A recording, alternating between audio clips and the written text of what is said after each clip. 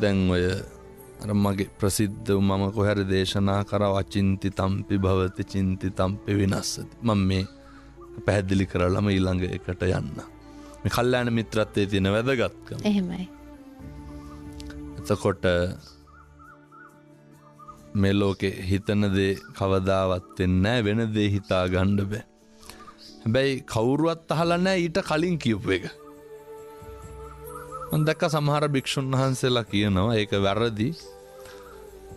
මම කියන්නේ ඊට කලින් කියපු එකත් අහලා මේක කිව්වනම් හොඳයි කියලා. සම්පූර්ණම කතාව. සම්පූර්ණම කතාව. වීරිය වැඩුවේ නැත්තම් මොකද වෙන්නේ? වෙන දේ හිතා ගන්න බෑ. පුළුවන්. වීරිය වැඩුවේ නැත්තම් හිතන දේ වෙනවද?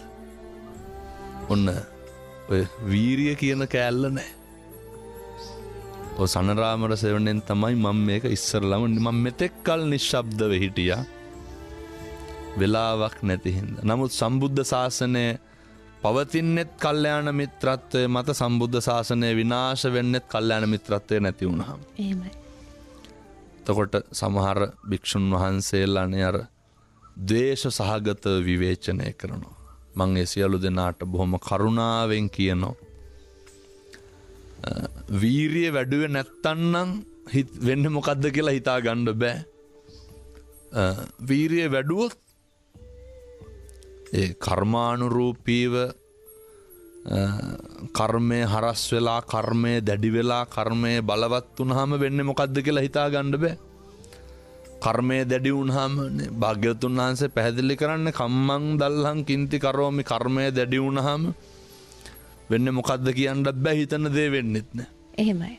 නමුත් වීරිය වඩපුවාම අපි හිතාගෙන ඉන්න දේවල් වලට ලං වෙන්න පුළුවන්. එනිසා ඔය වීරිය කතන්දරේ නැතුව ඇහිච්ච කෑල්ලකට අර්ථකථන දක්වනවා. එනිසා ඒ ද්වේෂයෙන් නෙමෙයි, කල්යාණ මිත්‍රත්වයෙන් සම්බුද්ධ ශාසනය තුල කටයුතු කරපුවාම බුදු සසුන බැබලෙනවා.